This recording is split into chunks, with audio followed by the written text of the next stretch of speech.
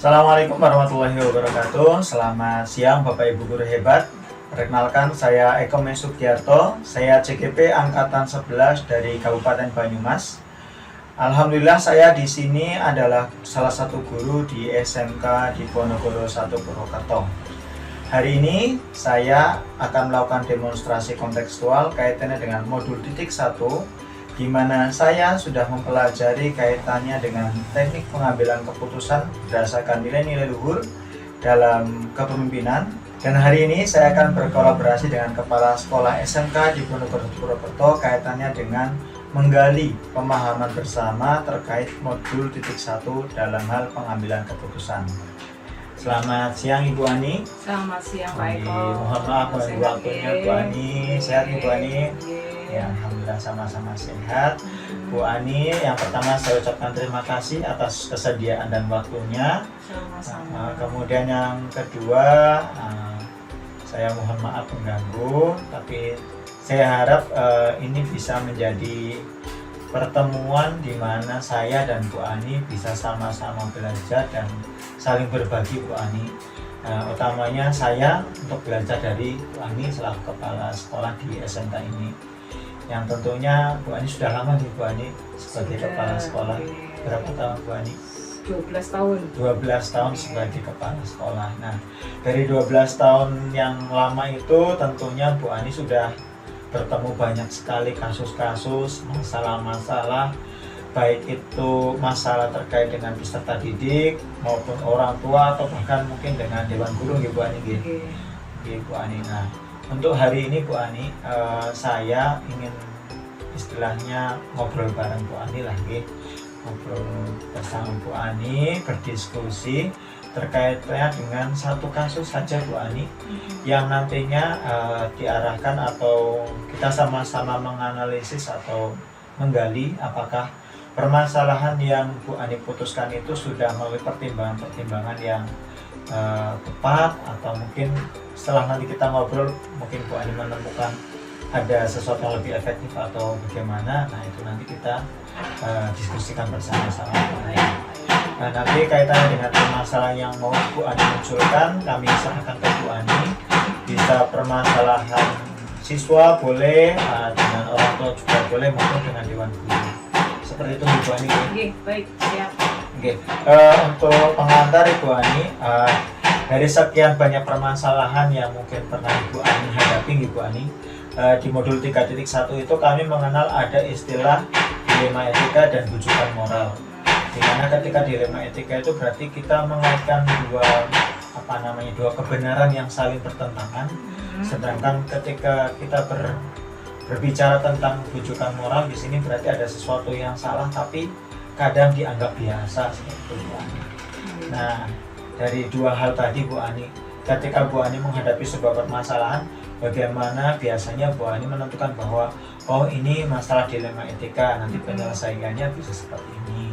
Oh ini bujukan moral berarti seperti ini. Kira-kira biasanya Bu Ani bagaimana, Bu Ani? Oke, baik, terima kasih Pak Eko.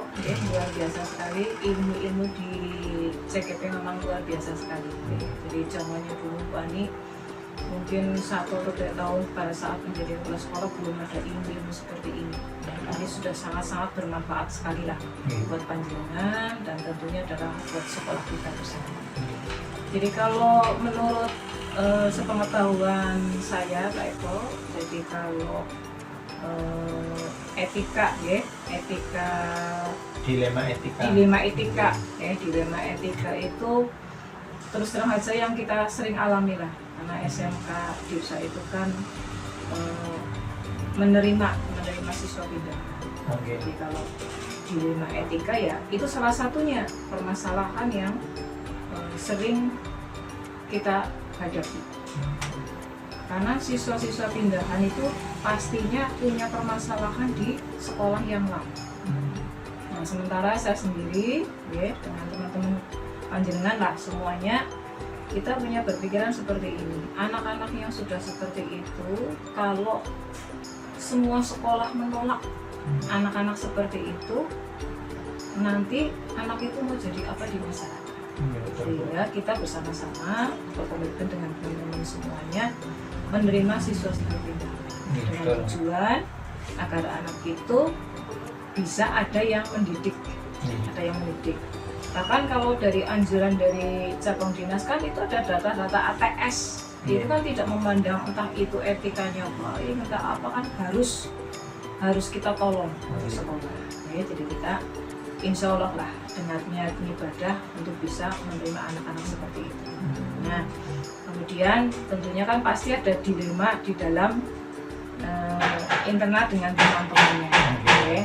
Bahkan ada sampai dengan ke masyarakat, karena kadang-kadang anak yang pindah itu ya ada temennya di sekolah di tempat kita, atau mungkin masyarakat yang tahu ceritanya rekam jejak anak itu. Nah itu memang menjadikan sebuah dilema buat kita ya, tapi dengan perlahan-lahan yang intern anak-anak kita yang reguler kita sosialisasikan, kita beri pemahaman, Mas Mbak, kalau temanmu seperti itu siapa yang mau mendidik? Masyarakat sudah tidak mau ya, orang tuanya sudah kewalahan. Nah, sekolah kita mau ingin mengajak anak tersebut untuk menjadi lebih baik. Kira-kira dapat pahala enggak? Nah, itu anak-anak kita ternyata bisa menerima, memahami, dan kita bentengi anak-anak yang reguler. Kamu sudah tahu itu tidak baik, kamu kira-kira mengikuti enggak? Nah, alhamdulillah ya, selama ini tidak ada yang terus akhirnya terbawa. Kemudian kalau bujukan moral itu mungkin tidak siswa pindahan pun kadang-kadang ada yang seperti itu.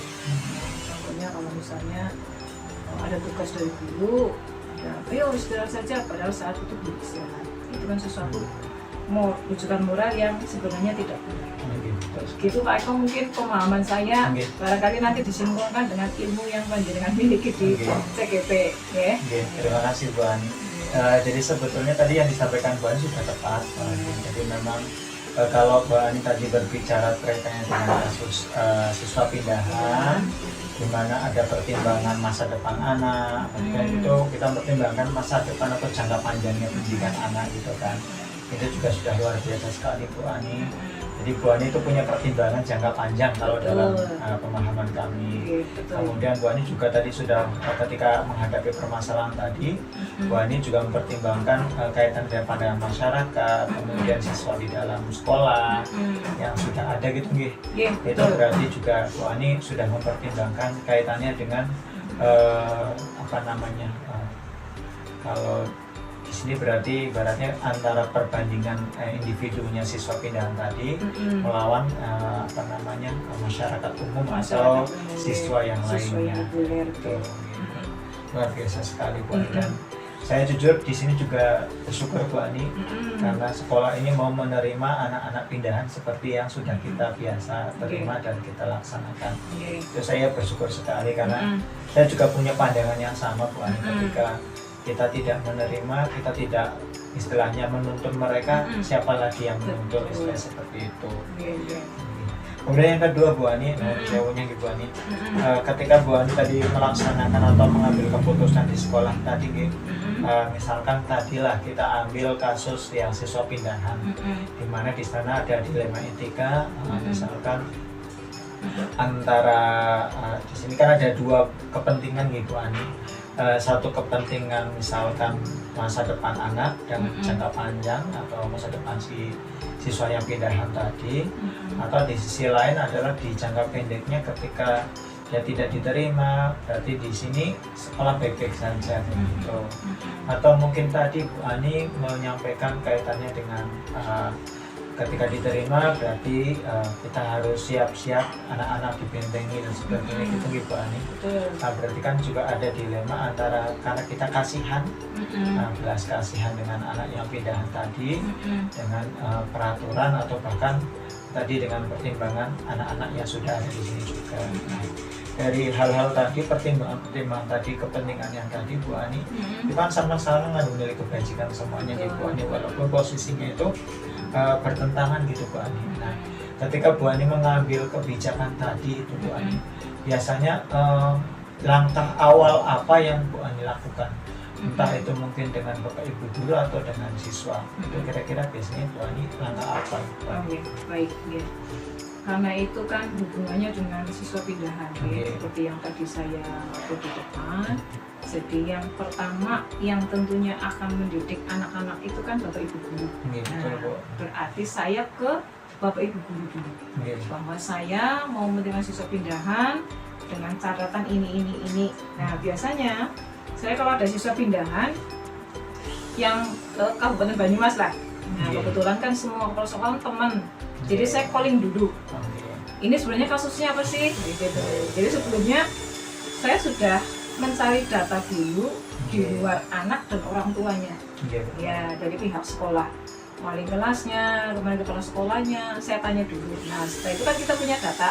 Nah saya sosialisasikan ke Bapak Ibu guru, ini anaknya kayak gini. Ayo kita bersama-sama mencoba untuk anak ini bisa sembuh lah dari hal-hal yang seperti ini. Itu yang pertama. Kemudian yang kedua, yang paling utama adalah orang tua. Nah, jadi siswa pindahan itu harus dengan orang tua ke sini. Nah, dengan orang tua itu ngapain? Kita kerjasama. Betul-betul saya tanya, Bapak Ibu, ini betul mau dipindahkan ke sini? Di sini tuh seperti ini, dan saya punya tujuan. Kalau betul Bapak Ibu punya permasalahan, contohnya di inilah jalan masuk, berarti Bapak Ibu harus siap dengan Bapak Ibu guru yang mengurusi putra-putrinya nanti, entah proses dipanggil atau mungkin pemberitahuan, ya perkembangan dan sebagainya. Nah setelah itu dengan anaknya, jadi nanti komitmen dengan orang tua dan anaknya. Itu yang pertama sekali itu saya melakukan seperti itu. Jadi semua pindah. Jadi harus betul-betul kita cari datanya, permasalahannya. Luar biasa Bu Ani. Berarti di sini Bu Ani sudah melakukan langkah-langkah mencari fakta yang pertama gitu. Jadi ketika fakta sudah ada, kita siap dengan fakta itu, Bapak Ibu guru juga paham. Istilahnya kita sudah tahu medan tempurnya gitu Bu Ani. Kemudian baru langkah kedua itu penegakan komitmen istilahnya gitu Bu Ani, antara orang tua dan anak dan sekolah seperti itu gitu. Gitu Bu Ani, luar biasa. Dengan prinsip tadi baru nanti Bu Ani masuk ke kelas dan sebagainya seperti itu. Iya, kemudian tadi anak-anak itu jadi sebelum siswanya datang itu saya sudah masuk ke kelas yang nanti mau dimasukin anak pindahan itu. Ya, jadi saya kasih tahu ini, bahkan sampaikan ke masyarakat yang terdekat yang menjadikan tokoh masyarakat di situlah. Saya berbicara dengan beliau, nanti bisa menyampaikan ke keluarga yang lain. Itu juga perlu saya sampaikan. Istilahnya biar lingkungan juga siap seperti itu Bu Ani. Oke Bu Ani. Kemudian ini Bu Ani, langkah tadi kan itu sebetulnya sudah menjawab pertanyaan berikutnya. Jadi itu termasuk ke langkah atau prosedur nih Bu Ani. Jadi itu adalah prosedur yang biasanya sekolah ini lakukan ketika ada suatu pindahan, mulai dari menggali fakta, kemudian komitmen orang tua dan anak, kemudian pengkondisian di lapangan seperti itu. Baru ketika sudah siap semua, siswa baru masuk ke kelas. Baru masuk. Jadi ya. Kemudian ini Bu Ani, ini kan kasus dilema etika kan mungkin tidak hanya satu itu gitu, ada banyak lah. Kalau Bu Ani sendiri mungkin punya pandangan, ketika Bu Ani mengambil keputusan, misalkan seperti yang tadi lah, ya sepindahan gitu. Sebelumnya mungkin Bu Ani, kalau dipandang Bu Ani, cara yang paling efektif itu sebetulnya yang bagaimana Bu Ani? Dalam menentukan, oh iya ini bisa masuk, oh ini tidak, oh ini baiknya diterima, ini tidak. Apakah mungkin cara yang selama ini Bu Ani lakukan sudah dianggap menurut Bu Ani dirasa paling efektif, atau mungkin Bu Ani merasa sebetulnya ada yang lebih efektif namun belum bisa dilaksanakan gitu Bu Ani, maksudnya saya seperti itu. Nah, gimana Bu Ani? Iya, jadi kalau hubungannya dengan siswa pindahan, ya, sekali lagi tadi langkah pertama itu betul-betul saya mencari data dulu. Jadi ada tingkat keberatan kasus, ya.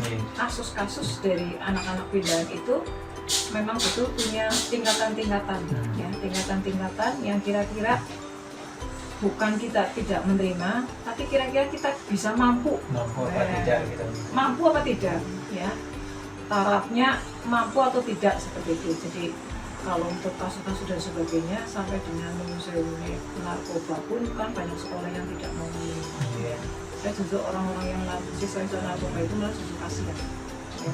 Sangat-sangat kasihan. Jadi kita masih taraf yang seperti itu pun ya betul-betul kita kerja keras Pak, betul-betul kita kerja keras. Kalau yang kayak narkoba kemudian yang sekelasnya itu memang kita betul-betul kerja keras. Jadi kalau menurut saya untuk tingkat kasus itu sebagai hanya pertimbangan kita nantinya seperti apa penanganannya saja, ya, penanganannya seperti apa dan sebagainya begitu. Kemudian kalau yang siswa pindahan satu sekarang kan harus linear dengan dapodik, ya. Nah, kita itu yang tidak bisa menerima itu siswa pindahan yang datanya itu belum dilepas dari sekolah yang lain. Nah itu kriterianya itu Pak, karena kita sekolah di sini tapi maaf sekolah yang lama tidak melepaskan kan kasihan anak. Nah itu kriteria yang mungkin kita agak lebih teliti lagi. Itu juga ada pertimbangan untuk di dapodiknya seperti itu. Kita bersebenarnya kan anak itu mungkin hanya bolosan lah, itu kan masih kita bisa tangani lah. Tapi kalau udah masalah dapodik, nah itu sekolah yang lama terus prosesnya itu memang harus panjang. Nah, itu pertimbangan yang mungkin agak berat sampai dengan anak itu tidak bisa dikeluarkan dan kita tidak bisa menerimanya itu. Berarti ada pertimbangan lagi nih Bu Ani. Iya, ada pertimbangan lagi. Tapi kalau secara langkah-langkah sebetulnya berarti langkahnya masih sama seperti tadi. Sama. Menggali fakta, komitmen. Tapi ketika menggali fakta tadi ada pertimbangannya tambahan Bu Ani. Iya. Tapi berarti selama ini langkah atau cara tadi, mekanisme tadi mulai dari menggali fakta, kemudian komitmen, kemudian koordinasi Bapak Ibu guru dan lapangan itu sudah menurut Bu Ani itu sudah langkah paling efektif selama ini di sini. Selama ini sudah. Berarti sudah efektif Ibu untuk menyelesaikan atau menentukan keputusan yang bisa diambil dalam kasus-kasus dilema etika. Cuma ya itu memang butuh sangat membutuhkan ketelatenan dan kesabaran saja. Kayak gitu. Ketika sudah harus mengatasinya betul, pokoknya butuh jembar dodone lah, lapang dadanya begitu. Betul sekali Bu Ani. Kemudian ini Bu Ani, ketika Bu Ani menentukan keputusan atau mencoba mengarahkan keputusan bersama-sama gitu, tentunya kan Bu Ani merasa ada tantangan dalam pengambilan gitu. Jadi kalau tantangan itu istilahnya kadang sesuatu yang membuat kita berat untuk mengambil keputusan. Nah, itu biasanya tantangan yang muncul itu ketika Bu Ani mau mencoba mengambil keputusan itu apa aja Bu Ani? Mungkin dari sisi siapa atau mungkin dari hal apa itu? Itu tantangan kalau yang selama ini saya hadapi itu ya, itu adalah tantangan justru kalau orang tua. Orang tua. Iya. Kita di sini sudah bagaimana caranya dengan Bapak Ibu guru, misalnya si A kasusnya ini sedang kita tangani dengan segala cara, dipus ini gitu. Tapi terus kembali lagi ke rumah, tipikal orang tua yang sekolah yang ngomong, orang yang ngomong. Nah itu yang paling menjadikan tantangan saya. Makanya kan kita bersama-sama sudah ada komitmen untuk adanya sebuah parenting orang tua. Jadi kita kadang-kadang orang tua yang anaknya seperti itu kan anak sudah pasrah bobokan ke sekolah saja. Kita sudah baik banget di sini. Contohnya anak kita yang pindah kadang-kadang merokok ya. Nah di sini sudah tidak.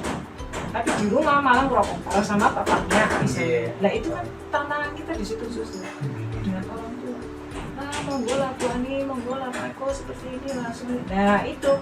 Jadi anak di sini sudah kenceng, di sekolahnya kembali lagi. Itu yang jadikan keberhasilannya itu kurang tidak, optimal. Ya kurang optimal kayak gitu. Tapi ada beberapa orang tua yang betul-betul care, yaitu tingkat keberhasilannya bagus gitu. Jadi tantangannya justru malah orang tua. Jadi kadang-kadang hanya menitipkan grup gitu aja. Masih orang tua yang saya kadang-kadang itu orang tua yang takut sama anak. Nah, itu tidak jadi seperti itu. Jadi tantangannya justru orang tua. Jadi tantangan yang muncul malah dari segi kepedulian orang tua. Itu sudah semaksimal mungkin sininya sampai, ya itu yang tidak jadi. Itu. Terus kemudian ini Bu Ani, ketika Bu Ani mencoba menentukan sebuah keputusan itu biasanya Bu Ani lebih memilih, oh ini langsung ini gitu, atau Bu Ani memilih untuk menjadwalkan, misalkan nanti saya di rapat guru aja atau apa kayak gitu, atau bagaimana biasanya Bu Ani? Lebih cenderung ke yang mana gitu, ketika menentukan keputusan? Ya, kalau saya keputusan itu ada yang harus segera ditindaklanjuti. Nah, ada yang perlu memang kita waktu untuk berbicara. Biasanya kalau ada kasus-kasus yang perlu dibicarakan, saya jelas pasti mengajak rekan mahasiswa.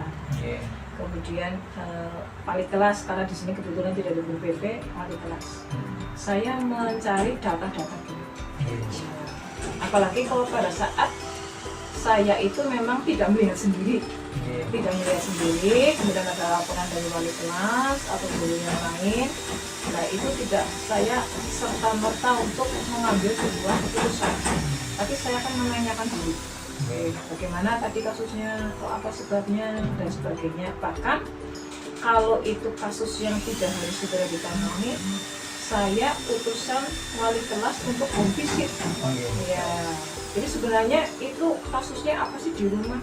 Kayak gitu. Berarti bergantung permasalahan yang Betul. terjadi. Gitu. Barangkali karena ada permasalahan di rumah ini.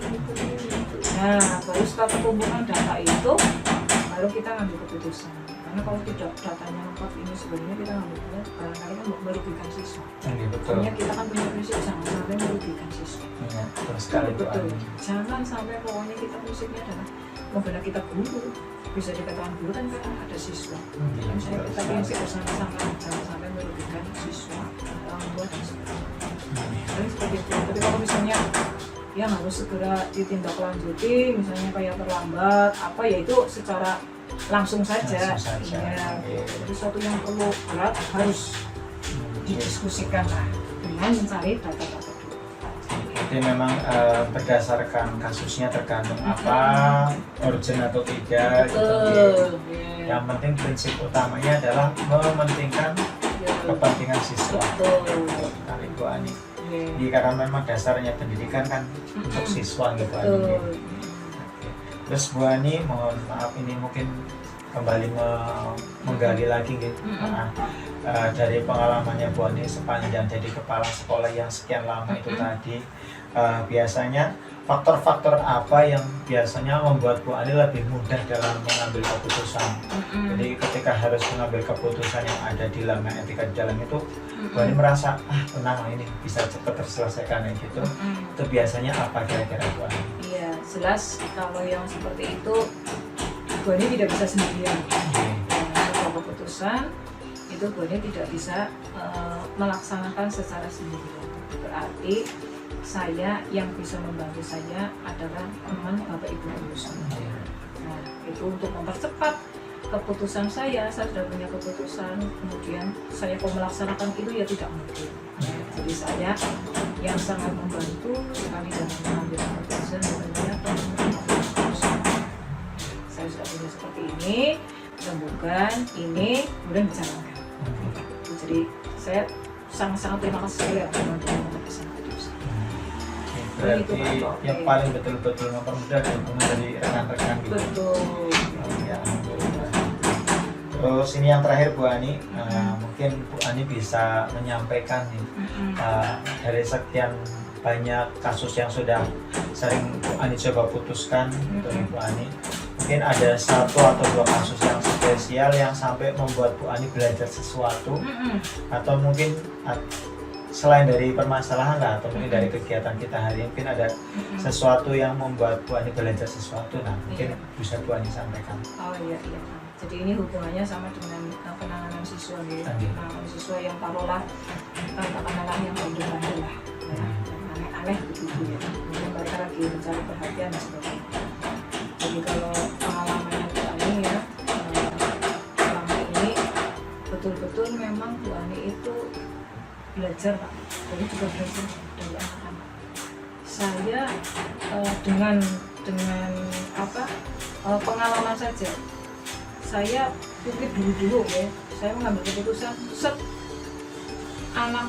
anak-anak yang bandel itu kok satu ketakutan, yang kedua malah jadi tidak terbuka dengan sikap Boni yang agak keras gitu. Itu saya analisis Pak. Saya pelajari, kemudian setelah sini ada berbagai masukan, kemudian saya juga sering membaca psikologi anak usia SMA. Kalau laki-laki seperti ini, perempuan seperti ini lagi cakep di sini, sebagainya begitu. Yang jelas pengalaman penanganan itu Boni itu sambil belajar. Saya terapkan. Terus apalagi kan sekarang ada PMM nih, ya ada PMM nih menangani anak ini seperti ini.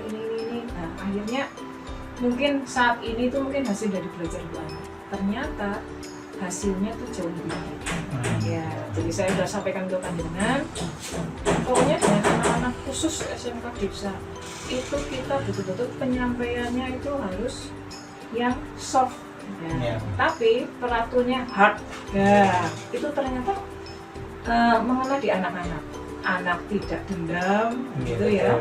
Mereka juga welcome dengan kita, malah akhirnya menjadikan bestian buat kita. Nah itu ternyata saat ini itu hasil dari belajar Bu Ani. Dulu pas bulan sini, ya masih dengan aturan burus ini, anak takut. Ya, makanya kadang-kadang itu, tapi tidak terbuka. Jadi kayak tertekan gitu lah. Nah, dengan seperti ini belajar, ini pengalaman ini saya coba. Ketemu betulnya titik inilah ya, semoga nanti mungkin akan mendapatkan ilmu yang baik lagi, yang tepat lagi untuk menangani anak yang seperti itu. Jadi itu proses belajar. Seperti ini ya itu jadi bestian, jadi manut. Nah kayak munculnya kasusnya Rara itu kan sampai dengan ingin dipeluk dan sebagainya. Nah itu mungkin dari belajar itulah Pak. Saya juga boleh belajar, jangan seperti ini sama anaknya jadi seperti ini. Jadi Boni tidak melakukan dulu Boni penanganannya ini yang terbaik tidak, tapi saya pelajari ini nggak bisa jadi kayak gini ya. Jika saya cara lain cuma secara keilmuan ya saya tidak tahu, ya hanya menganalisis saja lah. Kalian begitu Pak. Terima kasih sekali Bu Ani, luar biasa sudah berbagi pengalaman, semoga bisa saya jadikan pelajaran yang berharga sekali Bu Ani. Baik Bapak Ibu guru hebat, demikian kegiatan wawancara saya dengan Ibu Ani selaku Kepala SMK di Purwokerto. Semoga bisa menjadikan sumber belajar bagi kita semuanya dalam memahami serta menerapkan modul 3.1. Terima kasih.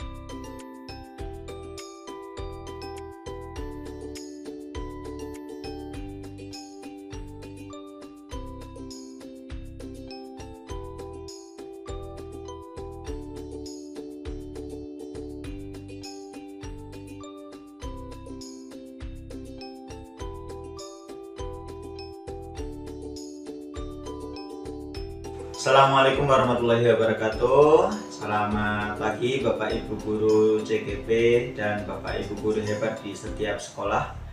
Perkenalkan, saya Eko Mesugiarto. Saya adalah CGP Angkatan 11 dari Kabupaten Banyumas. Dan kebetulan saya berasal dari SMK Diponegoro 1 Purwokerto.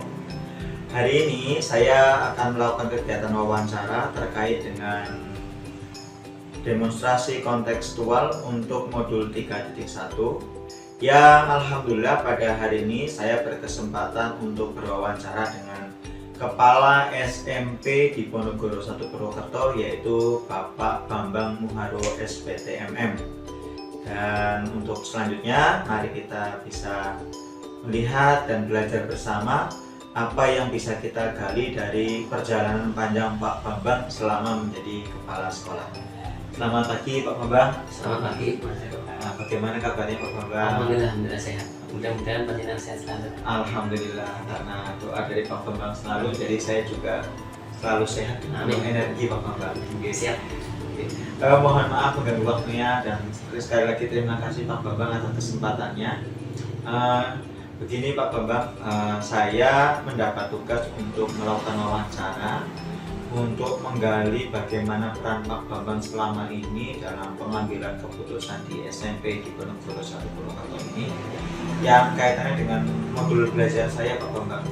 Jadi kemarin saya mempelajari modul 3.1 terkait dengan pengambilan keputusan berbasis nilai-nilai kebajikan sebagai pemimpin. Utamanya di sini adalah pemimpin dalam hal pendidikan di sekolah. Yang tentunya Pak Bambang karena sudah lama gitu Pak Bambang berapa tahun Pak Bambang dari para sekolah? Berarti 2013, kira 11 tahunan Mas. 11 tahun itu bukan perjalanan singkat ya Pak Bambang. Ya, tentunya sudah banyak hal-hal yang Pak Bambang temui dan harapannya nanti ketika selama kegiatan ini saya bisa banyak menggali pembelajaran dari perjalanan Pak Bambang. Kita langsung nih Pak Bambang.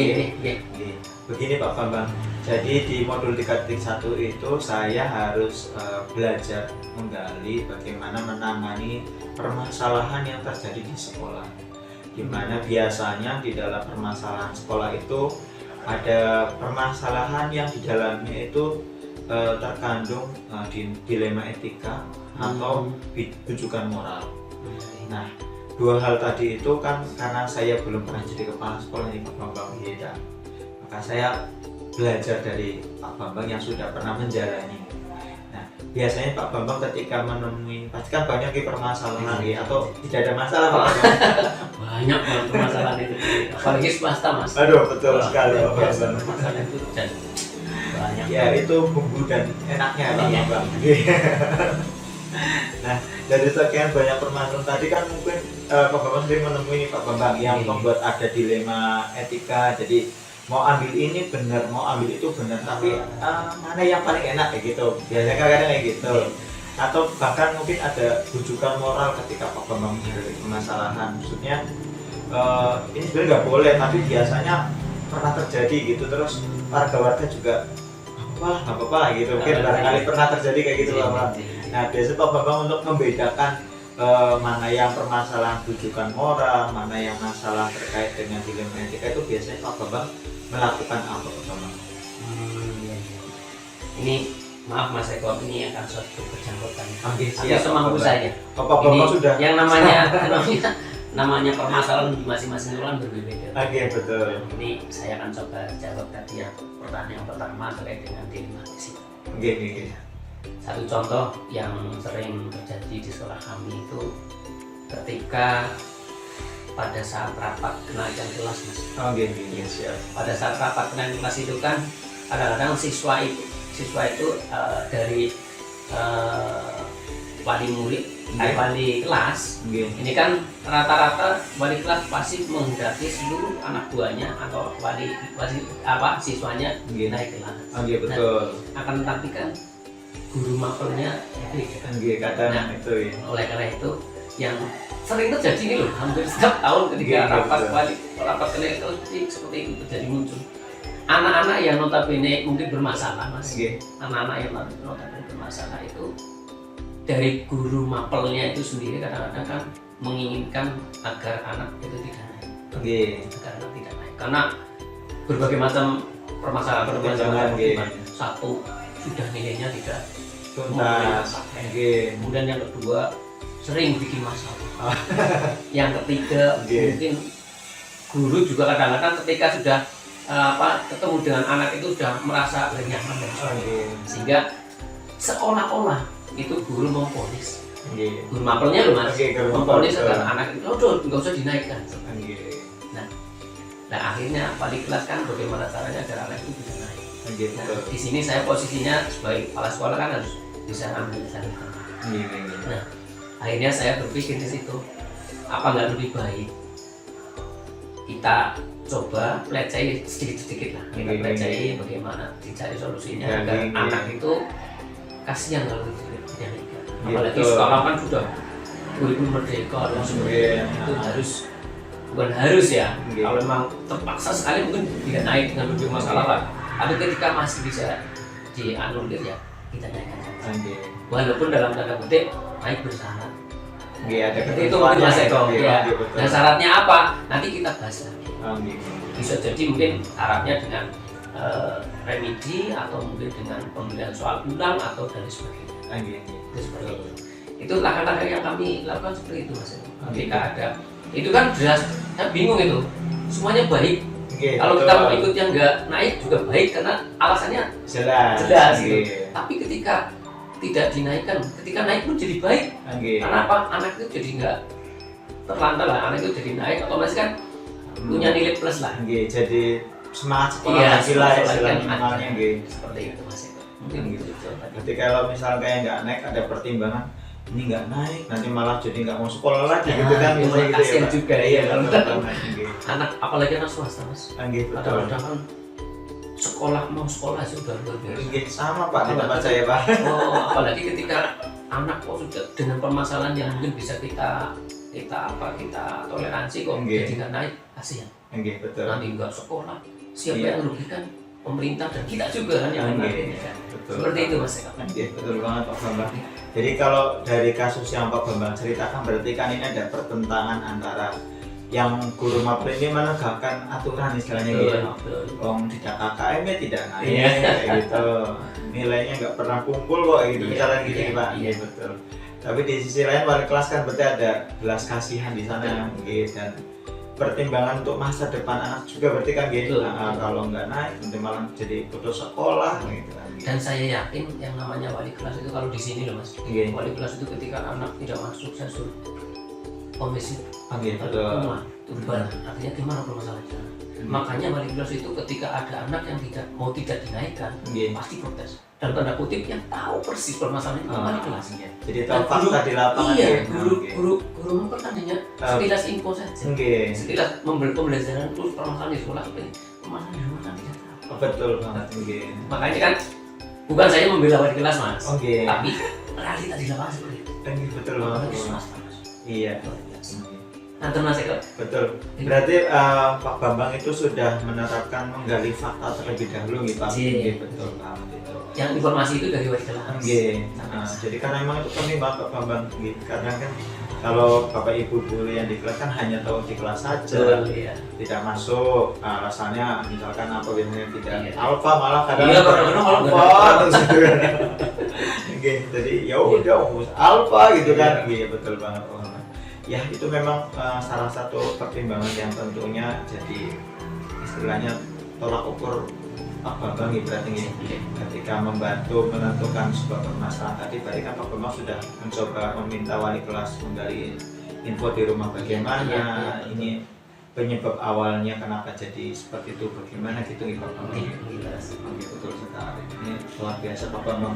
Jadi Pak Bambang sebetulnya ini sudah menunjukkan atau menceritakan langkah-langkah yang sistematis dalam menyelesaikan permasalahan gitu Pak Bambang. Mohon izin kalau saya kurang tepat dalam menyimpulkan Pak Bambang. Jadi ketika ini ada sebuah permasalahan dilema etika, Pak Bambang tadi berarti mengumpulkan pihak-pihak terkait gitu. Ada guru, ada wali kelas dan tentunya ada Pak Bambang di sana untuk berdiskusi menyelesaikan permasalahan secara bersama-sama. Kemudian Pak Bambang juga di sisi lain tadi sudah mengarahkan wali kelas untuk menggali fakta yang sebetulnya terjadi bagaimana gitu. Yang tentunya dijadikan bahan pertimbangan untuk menentukan keputusan. Karena memang kadang-kadang anak-anak di sekolah kami kan banyak permasalahan seperti itu, Mas.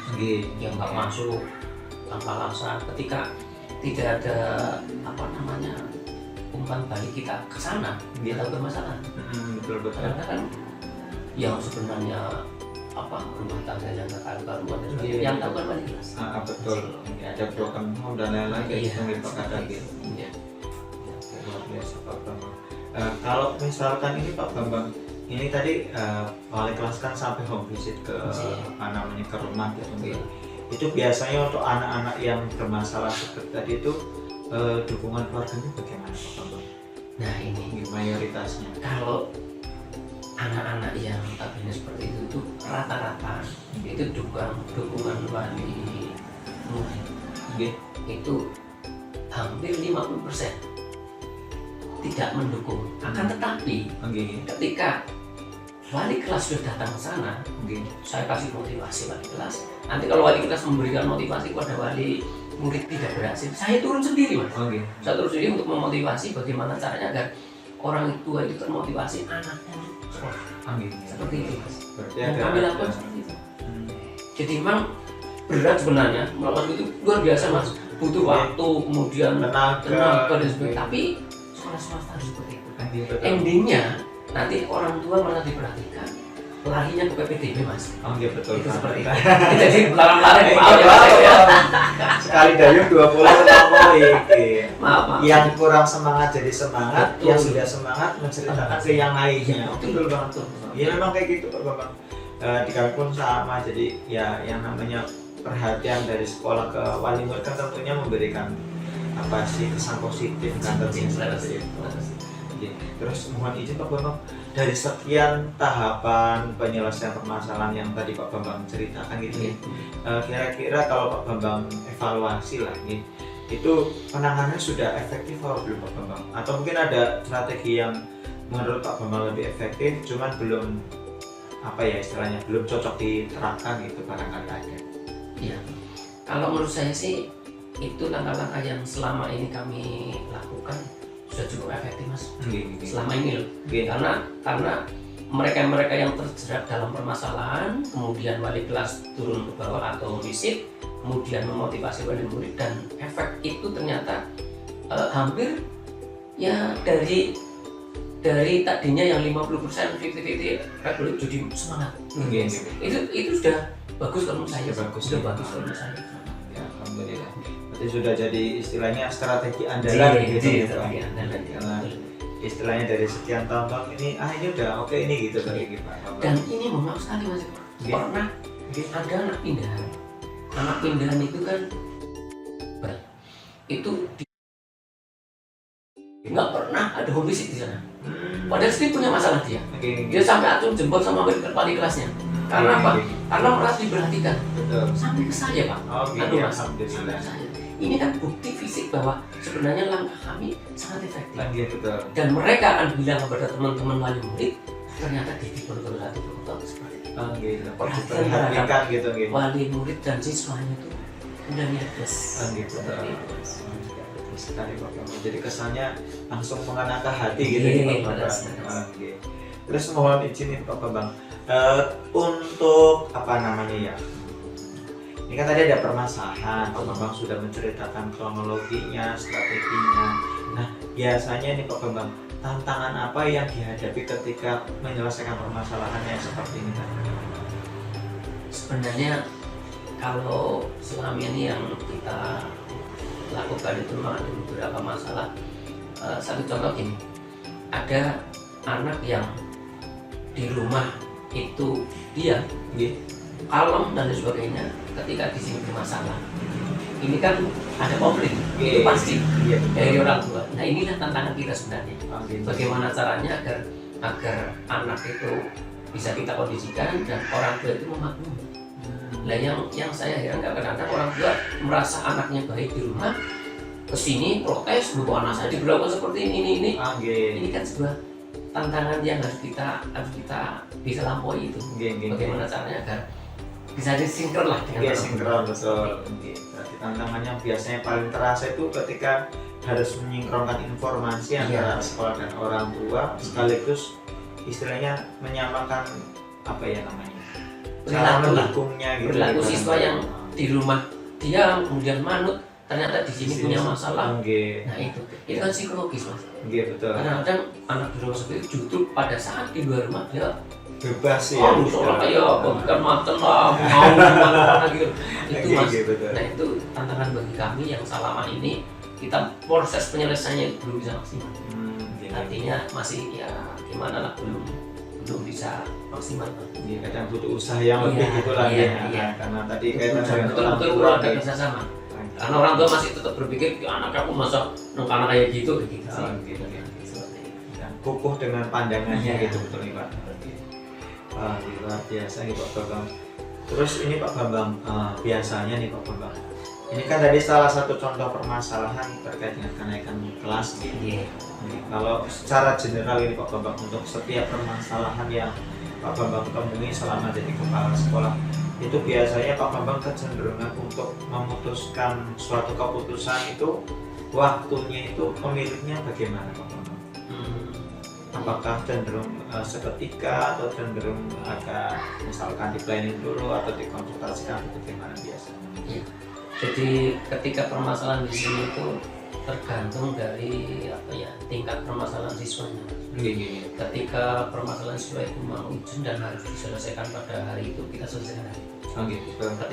Ketika bisa kita selesaikan mungkin harus ditunda dengan asumsi kita harus mengundang wali murid dulu, kita proses dulu. Tapi ketika itu bisa kita selesaikan hari itu, kita selesaikan secepatnya. Karena ketika menunda masalah dalam tanda kutip, memang masalah itu bisa harus diselesaikan, kok itu udah justru jadi mengganggu. Semakin merepotkan gitu. Tapi ketika itu memang harus diselesaikan dengan ada pertemuan wali murid, kemudian siswanya itu sendiri, kemudian dari pihak sekolah, ya kita tunda H+1 atau H+2 hari. Seperti itu. Berarti intinya tergantung dengan krusialnya permasalahan. Kemudian ini Pak Bambang, tentunya kan ketika Pak Bambang mau memutuskan sesuatu dalam penyelesaian permasalahan ini Pak Bambang, ada mungkin faktor-faktor yang mendukung Pak Bambang, mempermudah Pak Bambang untuk memutuskan keputusan, itu biasanya faktornya apa saja kira-kira Pak Bambang? Kalau kami yang kami lakukan di sini, satu lihat permasalahan, dan yang kedua dengan melihat permasalahan itu kan, ketika permasalahan itu hubungannya dengan kenakalan anak, maka saya larinya ke kesiswaan. Karena informasi dari kesiswaan kadang-kadang lebih lengkap. Nah, dari informasi kesiswaan itu nanti kami adopsi kemudian dari Nah, harapan saya dari informasi kesiswaan itu bisa mengambil keputusan yang tepat kepada anak. Yang lebih berpihak tentunya kepada siswa. Berarti di sini faktor pendukung adalah yang paling dominan untuk Pak Bambang itu adalah Bapak dan Ibu guru sebagai rekan gitu. Luar biasa. Berarti ada kerjasama yang bagus nih Pak Bambang gitu. Iya.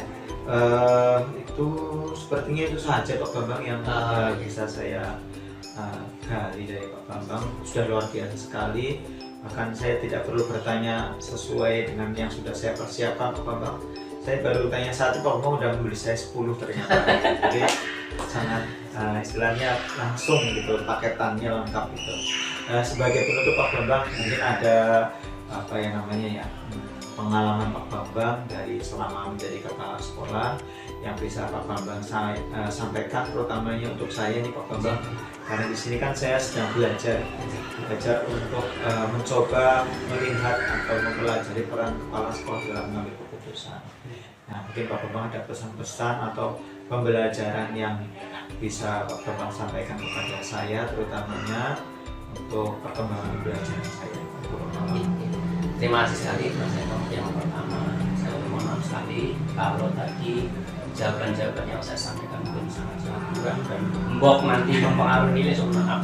Tapi yang jelas itu sesuai dengan realita keadaan di sekolah kami. Siap. Kemudian terkait dengan apa istilahnya pesan dan sebagainya, saya ini pesan saja. ketika nanti pada suatu saat jenengan kok jadi orang yang dituakan dalam tanda kutip kepala sekolah lah ya, dimanapun tempatnya. Saya nitip pesan yang pertama adalah bersikap bijaksana. Kemudian yang kedua, mau tidak mau ketika punya anak buah 17, panjenengan harus tahu karakter masing-masing dari 17 anak. Karena apa? Untuk memproses dan berproses dalam berinteraksi untuk mengembangkan sekolah itu, sehingga bisa bekerja sama, kemudian bisa akan lebih baik. Paling itu bisa saya sampaikan. Terima kasih sekali Pak Bambang atas masukannya dan kesediaannya untuk kegiatan wawancara kali ini. Baik, sama-sama. Saya selalu ya. Siap. Oke, terima kasih. Terima kasih Pak Bambang. Bapak Ibu guru hebat, demikian kegiatan wawancara saya dengan Pak Bambang selaku Kepala SMP di Ponorogo Purwokerto. Semoga apa yang sudah kita lakukan dalam kegiatan ini bisa memberikan manfaat untuk Bapak Ibu guru hebat sekalian. Terima kasih. Demikian.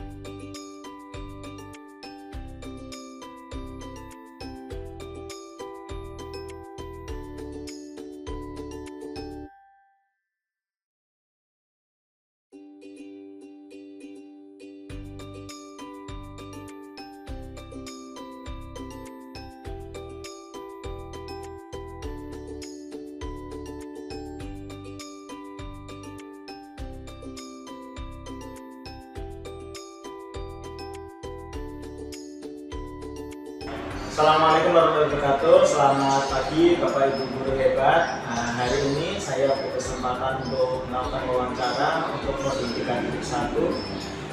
Kali ini saya berkolaborasi dengan Kepala SD Negeri 3 Berkong, itu Ibu Sulasri, yang alhamdulillah berkenan untuk melaksanakan kegiatan wawancara di hari ini.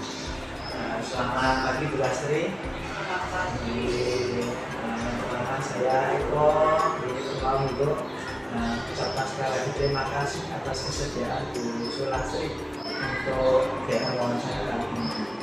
Bu Lasri langsung mau nih.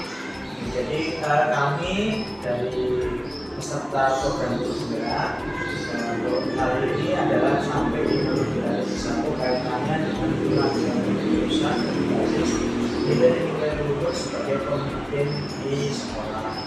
Kami mendapat tugas untuk berkolaborasi dengan kepala sekolah yang mana nantinya diharapkan saya belajar banyak dari Ibu terkait bagaimana mengambil keputusan ketika ada permasalahan di sekolah, baik itu dengan siswa maupun dengan baik siswa.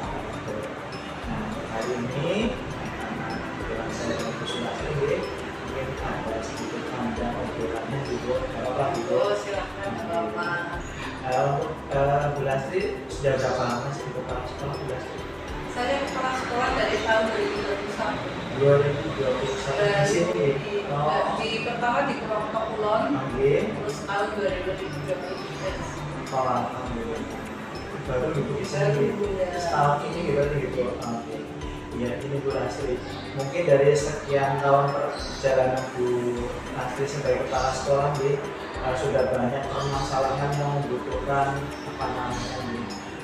keputusan atau pertimbangan Ibu atau kebijakan Ibu untuk penyelesaian.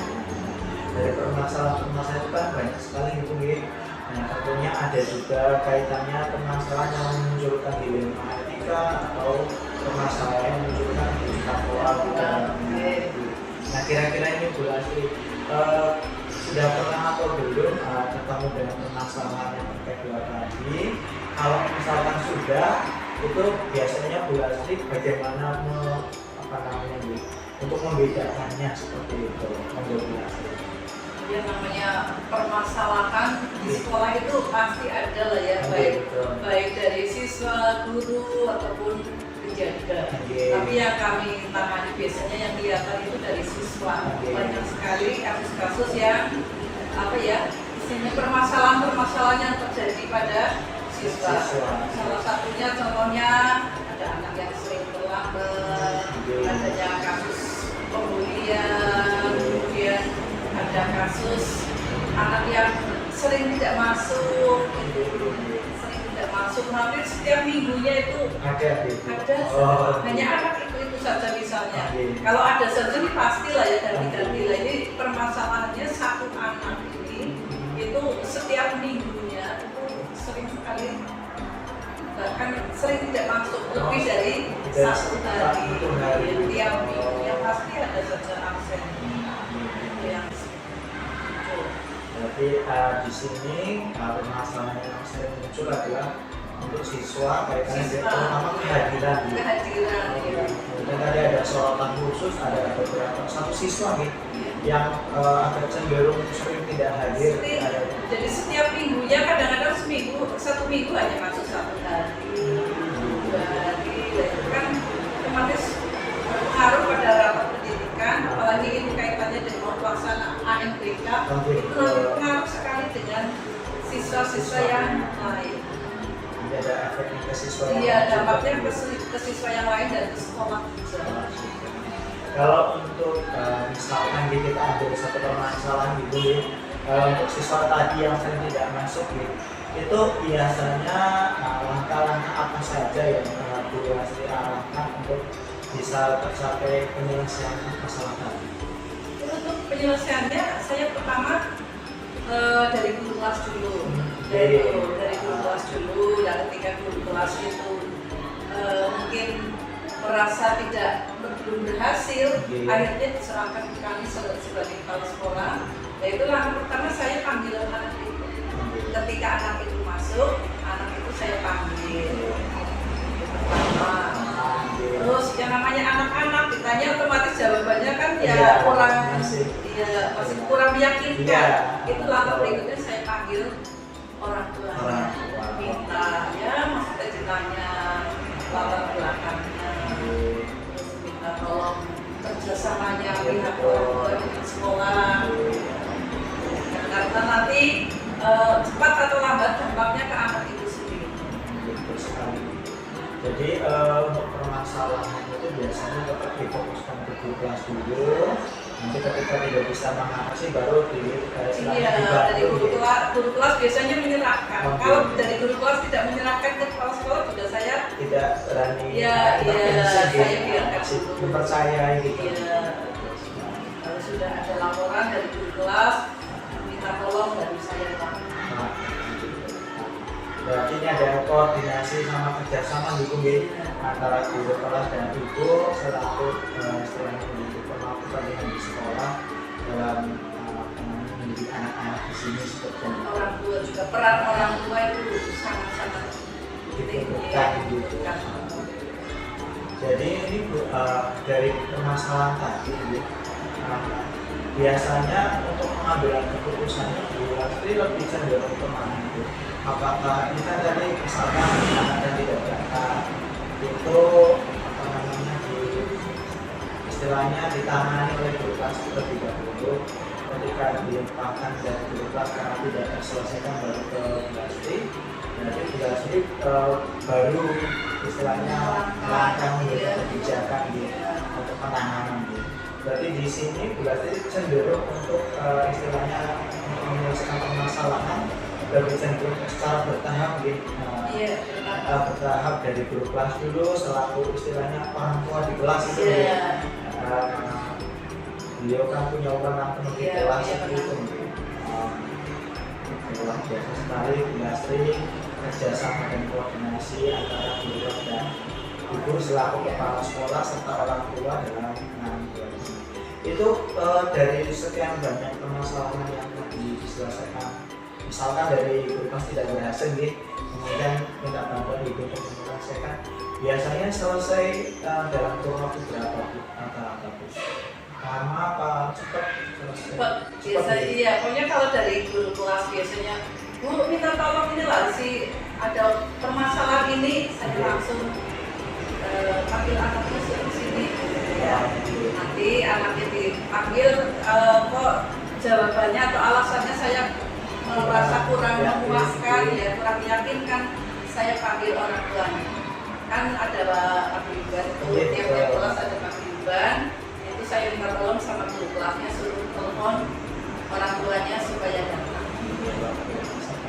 Berarti kalau menurut saya ini di Bulastri dari istilahnya lama kebijakan di BSD ini dengan mekanisme tadi malah sungguh luar biasa Bulastri. Berarti dalam menyelesaikan permasalahan cenderung cepat, bahkan bisa dikatakan menghindari terjadinya dilema etika gitu. Jadi tidak ada rasa-rasa ini kalau ini nanti gimana, kalau itu gimana gitu, kalau tidak ada gitu. Jadi ketika ada permasalahan, begitu ada laporan langsung saya melangkah. Ini berarti memang luar biasa sekali Bulastri. Ketika biasanya ini Bulastri kalau dari pembelajaran kami kemarin, ketika muncul di data etika dalam menentukan permasalahan kan akhirnya ada perlawanan kepentingan di mau menegakkan peraturan, anaknya narik ada apa, mau kasih ada pertimbangan lain kayak gitu. Ini malah di sini luar biasa berarti Bulastri antara peraturan dan kasih sayang, bahkan kepentingannya malah saling mendukung. Iya, alhamdulillah seperti itu. Jadi ketika ada permasalahan itu segera itu tidak menunggu sampai permasalahan itu berkali-kali terulang. Begitu ada permasalahan langsung kami dari kelas kalau ada laporan langsung kami bertindak.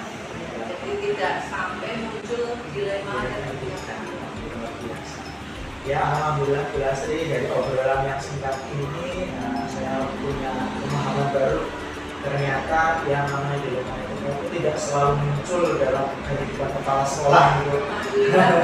Jarang ya. Jadi kepala sekolah jarang muncul dilema etika karena ya dengan penanganan yang sesegera mungkin dengan bahasa yang memotivasi anak, mungkin guru atau dari orang tua. Ya, jadi mereka langsung segera bisa menyelesaikan bersama-sama. Ya alhamdulillah, jadi sebenarnya itu sudah cukup sekali Bulastri ini memberikan banyak ilmu buat saya. Terakhir Bulastri karena dari targetan kita bisa punya kompetensi seperti Bulastri ini memimpin manajerial di sekolah seperti itu mungkin ada masukan nasihat dari Bulastri yang sudah istilahnya mempunyai kemampuan sebagai kepala sekolah kepada saya agar setidaknya kelak ketika saya sudah selesai program PGP ini atau saya diberi kesempatan atau diberi kepercayaan nantinya saya mampu nih menyambut Bulastri dalam menyelesaikan permasalahan buat Bulastri. Ya, pesan kami Pak Eko kan guru penggerak angkatan. Ini angkatan 11. Angkatan 11. Biasanya guru penggerak kan arahnya nanti kepala sekolah ya. Betul. Jadi nanti ya pesan saya nanti ketika mudah-mudahan ada rezeki, ada amanah untuk Pak Eko untuk menjadi kepala sekolah. Dalam sebagai kepala sekolah itu permasalahannya banyak sekali. Yang kaitannya dengan administrasi, dengan guru, dengan lingkungan, dengan penjaga, dengan siswa dan sebagainya. Cuman ya itu misalnya ketika ada permasalahan apapun itu harus jangan nunggu permasalahan itu berlarut-larut. Segera ketika ada keanehan di sekolah itu langsung harus segera merespon. Gitu. Kalau sedini mungkin kan biasanya tidak muncul dilema etika. Segera ditangani secara bijak, banyak-banyak memberi motivasi, memberi inspirasi juga kepada seluruh warga sekolah. Sekali lagi terima kasih sekali nanti atas waktu dan kesempatannya. Bapak Ibu guru hebat, demikian kegiatan wawancara saya kali ini. Semoga apa yang sudah kegiatan ini laksanakan bisa memberi banyak pemahaman untuk kita semua, memberi banyak inspirasi untuk kita semua. Terima kasih. Wassalamualaikum warahmatullahi wabarakatuh.